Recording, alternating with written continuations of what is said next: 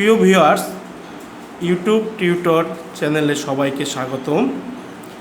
আমরা আজকে বিভিন্ন আকৃতির ত্রিভুজ নিয়ে আলোচনা করব এবং চেষ্টা করব তোমাদের যাতে আমাদের এই ভিডিও দেখার পর তোমরা বিভিন্ন আকৃতির ত্রিভুজ সম্পর্কে বলতে পারো এবং কি তার ক্ষেত্রফল জানতে পারো। কারণ ত্রিভুজ এরকম একটি দরকারি জিনিস যেটা আমাদের যারা নবম দশম শ্রেণীর শিক্ষার্থী আছো তাদের জন্য 16.1 অঙ্ক করার ক্ষেত্রে খুবই গুরুত্বপূর্ণ। তাছাড়া অন্যান্য ক্লাসের যে ছাত্রছাত্রী আছো তাদের জ্যামিতি করার ক্ষেত্রে খুবই গুরুত্বপূর্ণ একটি জিনিস। আজকে আমরা বিভিন্ন আকৃতির ত্রিভুজ নিয়ে আলোচনা করব। চলো শুরু করা যাক।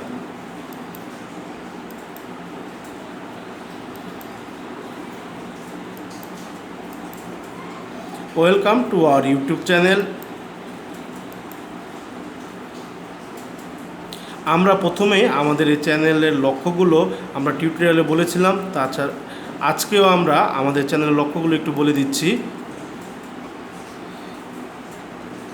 আমাদের চ্যানেলের যে লক্ষ্য, যে বোর্ড বইয়ের প্রতিটি অধ্যায়ের উদাহরণসহ প্রতিটি অঙ্ক আমরা সমাধান করব। সমাধান শেষে অধ্যায়ভিত্তিক যে বোর্ড প্রশ্ন আছে তার সমাধান করব। তাছাড়া অধ্যায় শেষে পরীক্ষার জন্য তোমাদের মূল্যায়নের জন্য একটা পরীক্ষা প্রশ্ন প্রণয়ন করা হবে এবং পরবর্তীতে সেটা সমাধান করা হবে। এবং কমেন্টের মাধ্যমে তোমাদের যদি আমাদের কোনো অঙ্কে সমস্যা থেকে যায় তাহলে সেটা আমরা পুনরায় আবার সমস্যা থাকলে আমরা তার উপর একটা রিসলভ ক্লাস নেব। এখন চলো ভিডিওতে যাওয়া যাক। আমরা আজকে ত্রিভুজ নিয়ে আলোচনা করব। ত্রিভুজ কি? ত্রি মানে 3, ভুজ মানে বাহু। অতএব 3টি বাহু দ্বারা সীমাবদ্ধ ক্ষেত্রকে বলা হয় ত্রিভুজ ক্ষেত্র। অর্থাৎ যার 3টা বাহু আছে তাকে আমরা বলবো? ত্রিভুজ বলবো আর কি।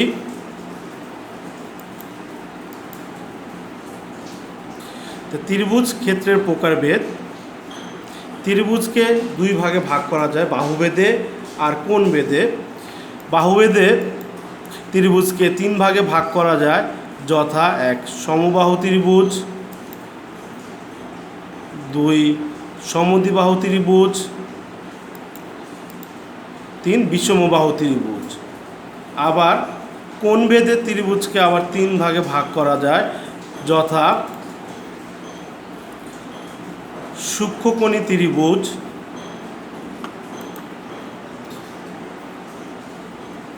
সমকোণী ত্রিভুজ, 3 স্থূলকোণী ত্রিভুজ।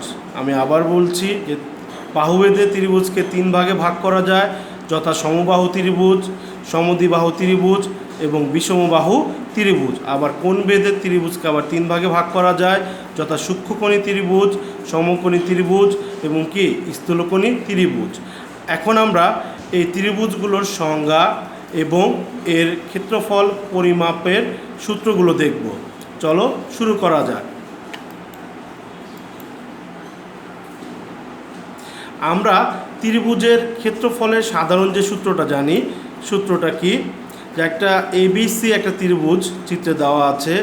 এই ত্রিভুজের ভূমি হচ্ছে BC এবং এর উচ্চতা যদি AD H দেওয়া থাকে তাহলে আমরা ত্রিভুজের ক্ষেত্রফল কি লিখতে পারি? ত্রিভুজের ক্ষেত্রফল সমান সমান হাফ ইন্টু ভূমি ইন্টু উচ্চতা। এটা হচ্ছে সাধারণত ত্রিভুজের ক্ষেত্রফলের সাধারণ সূত্র। সমবাহু ত্রিভুজ। সমবাহু ত্রিভুজ কাকে বলে? যে ত্রিভুজের 3টা বাহু পরস্পর সমান তা সমবাহু ত্রিভুজ। যে ত্রিভুজের 3টি বাহু পরস্পর সমান একে আমরা বলি? সমবাহু ত্রিভুজ। চিত্রটা দিয়ে খেয়াল করলে তোমরা আরেকটু ভালোভাবে বুঝতে পারবে যে ABC একটি ত্রিভুজ দেওয়া আছে, যার AB বাহু BC বাহুর সমান, আবার BC বাহু AC বাহুর সমান, মানে AB সমান সমান BC সমান সমান AC। অতএব যে ত্রিভুজের 3টা বাহুই সমান তাকে আমরা সমবাহু ত্রিভুজ বলবো। এখানে ABC একটি সমবাহু ত্রিভুজ। এই ত্রিভুজ যদি মনে করি এবিসি সমবাহু ত্রিভুজের প্রত্যেক বাহুর দৈর্ঘ্য কি এ, যেহেতু প্রত্যেকটি বাহু সমান আমি প্রত্যেক বাহুর দৈর্ঘ্য কি ধরলাম, এ ধরলাম, তাহলে আমরা সমবাহু ত্রিভুজের ক্ষেত্রফলের সূত্র কি লিখতে পারি, যে ত্রিভুজ এবিসি এর ক্ষেত্রফল সমান √3/4 ইন্টু এ স্কোয়ার। তাহলে সমবাহু ত্রিভুজের আমরা ক্ষেত্রফল কি পেলাম, √3/4 ইন্টু এ স্কোয়ার। এরপর হচ্ছে সমদ্বিবাহু ত্রিভুজ।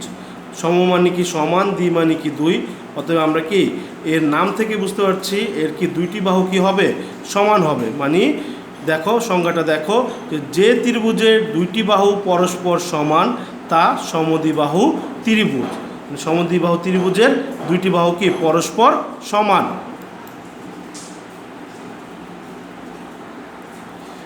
চিত্রের দিকে খেয়াল করো, আমার চিত্র এ বি সি একটি কি সমদ্বিবাহু ত্রিভুজ, যার এবি বাহু এবং এসি বাহু পরস্পর কি সমান। এবি বাহু এসি বাহু কি পরস্পর সমান, আর বিসি বাহু কি এবি আর এসির কি নয়, সমান নয়। এই কারণে আমরা এ বি সি ত্রিভুজকে সমদ্বিবাহু ত্রিভুজ বলতে পারি। এখন এর ক্ষেত্রফলের সূত্রটি জেনে নেওয়া যাক। মনে করি এবিসি ত্রিভুজের কি এবি বাহু এসি বাহু সমান, আর আমরা এবি সমান এসি সমান কি ধরলাম এ, এবং বিসি হলো এর ভূমি, একে ধরলাম কি বি।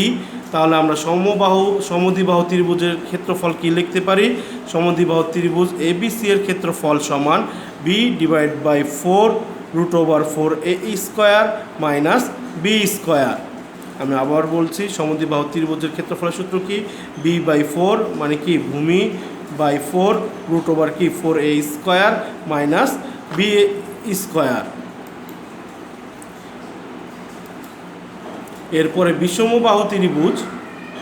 বিষমবাহু ত্রিভুজ বলতে কি বোঝায়, যে ত্রিভুজের তিনটা বাহু কি অসমান, মানে একটি বাহুও কি না সমান না, তাকে আমরা কি বলতে পারি, বিষমবাহু ত্রিভুজ।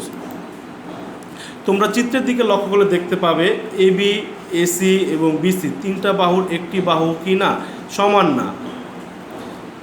এই কারণে এই ত্রিভুজকে আমরা বলছি বিষমবাহু ত্রিভুজ। অথবা আমি আবার বলছি, যে ত্রিভুজের তিনটা বাহু কি অসমান, মানে কোনো বাহুই কি না সমান না, তাকে আমরা কি বলি, বিষমবাহু ত্রিভুজ।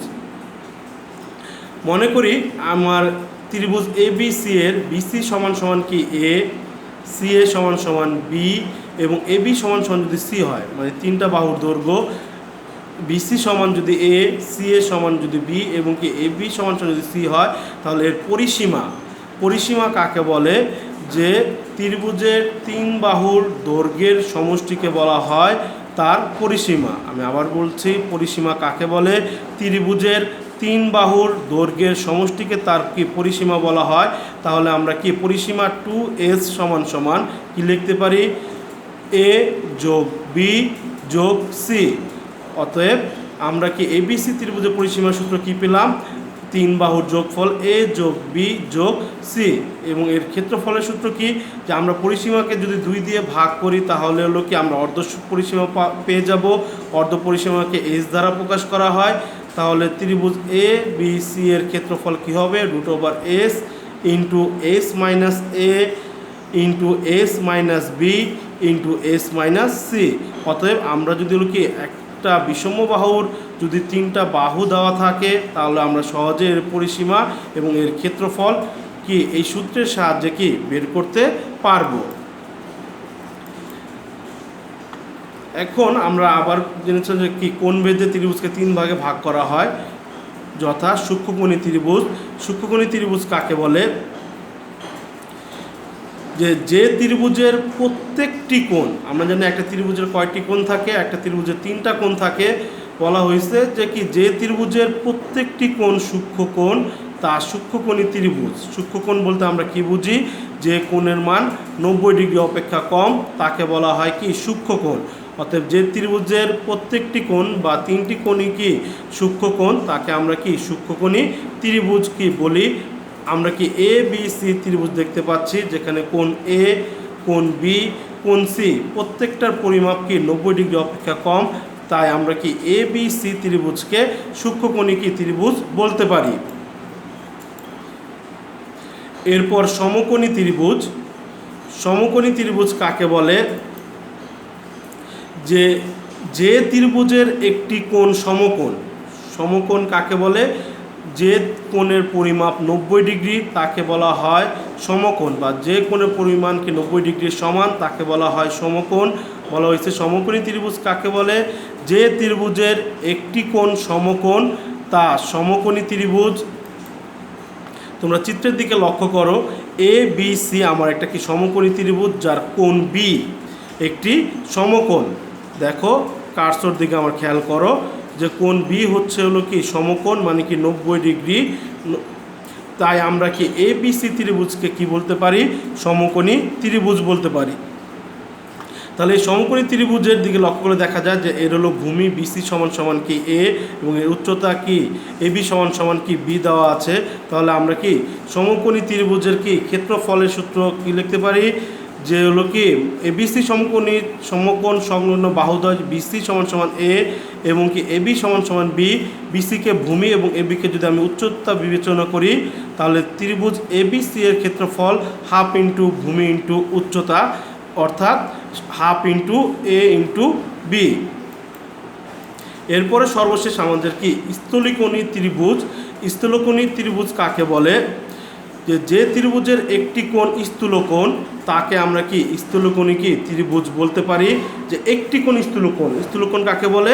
যে কোণের পরিমাপ 90 ডিগ্রি অপেক্ষা বড় তাকে আমরা বলি কি স্থূলকোণী ত্রিভুজ। তোমরা চিত্রের দিকে লক্ষ্য করো, এ জি এইচ কে একটি কি স্থূলকোণী ত্রিভুজ, যেখানে কে যে কোণটা দেখতে পাচ্ছ এই কোণটার মান কি 90 ডিগ্রি অপেক্ষা কি বড়, এবং কি আরেকটু লক্ষ্য করো এর বাকি দুইটা কোণ কি হবে? সূক্ষ্ম কোণও হবে।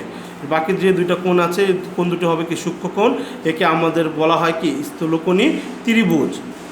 তাহলে আমরা কি একটু হলো দেখি যে সূক্ষ্মকোণী ত্রিভুজের কি 3টা কোণই সূক্ষ্মকোণ, সমকোণী ত্রিভুজের শুধু একটি কোণ সমকোণ, অপর দুটি কোণ সূক্ষ্মকোণ, আর স্থূলকোণী ত্রিভুজের শুধু একটি কোণ স্থূলকোণ আর অপর দুটি কোণ স্থূলকোণ। এই ছিল আজকে আমাদের কি ত্রিভুজ নিয়ে আলোচনা। আশা করি সবাই তোমরা ত্রিভুজ সম্পর্কে একটি কি ধারণা পেয়ে গেছো, এবং তার ক্ষেত্রফল সম্পর্কেও কি একটি ধারণা পেয়ে গেছো। প্রিয় ভিউয়ার্স, এই মহামারীর সময়ে ঘরে অবস্থান করো এবং সুস্থ থাকো। ধন্যবাদ, এবং অবশ্যই আমাদের চ্যানেলকে সাবস্ক্রাইব করবে।